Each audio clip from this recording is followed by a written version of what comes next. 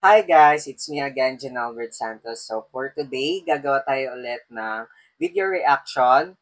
Ang gagawa naman natin ng video reaction for today is ang BINI concert na sobrang trending siya. So itong video na to, nakuha ko to kay Anapple Day sa TikTok account niya na may 119.5k hearts. So guys, before that, kung bago ka man sa aking YouTube channel, don't forget to like, subscribe, and hit the notification bell para lagi kayong updated sa aking videos. So guys, samahan nyo ako.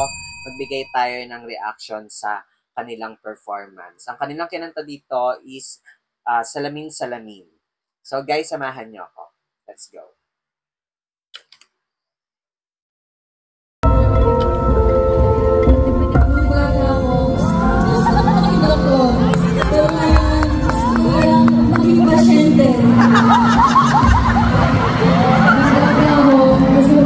Gardener. Pero ngayon gusto ko lang maging halaman. Lagi! Nung ako'y bata pa, pangarap ko talaga makapatid. Pero ngayon nagsisisi ako na binigyan ako ni Lord ng 7 sisters. Oo, sorry. Ang dami kong pangarap pero hindi ko pinangarap magkaroon ng itong maiingay na kapatid. Nung bata ko, pangarap ko maging kompleto kami. Pero ngayon, gusto ko lang maging hotdog sa akin para chill lang. Grabe, hindi ko lang sabihin ko. Pero, alam nyo guys, pangarap ko, makapag-perform talaga dito sa harap ng lahat. Seryoso? Seryoso nyo naman. Seryoso. Pangarap ko, dati, actually wala. Pero at least ngayon, yes, nagkakaan ako. Pangarap ko maging journalist. Pero ngayon,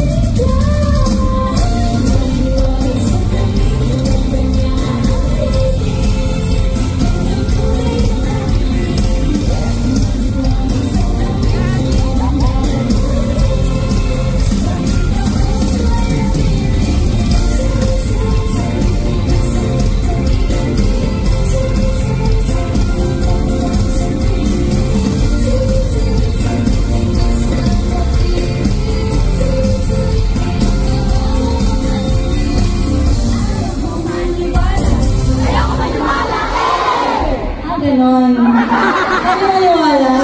Joke lang. Mas nakasama pa natin. 5, 6, 7, and ayaw kong maniwala. Ayaw kong maniwala.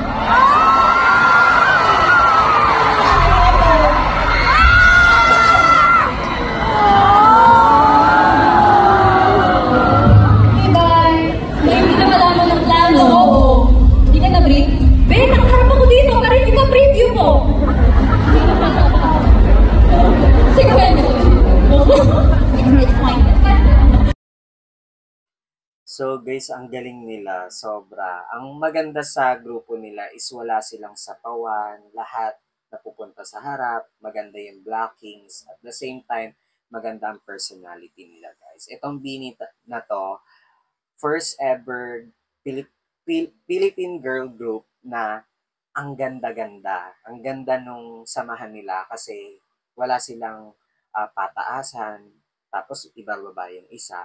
Lahat sila is a family sila. Yun yung pinakamaganda sa grupo na to. So guys, I hope na nagustuhan nyo ang ating video reaction for today. Kung interesado man kayo sa aking mga video reaction, don't forget to like, subscribe, and hit the notification bell para lagi kayong updated sa ating video. So hanggang dito lang guys. Thank you. Bye!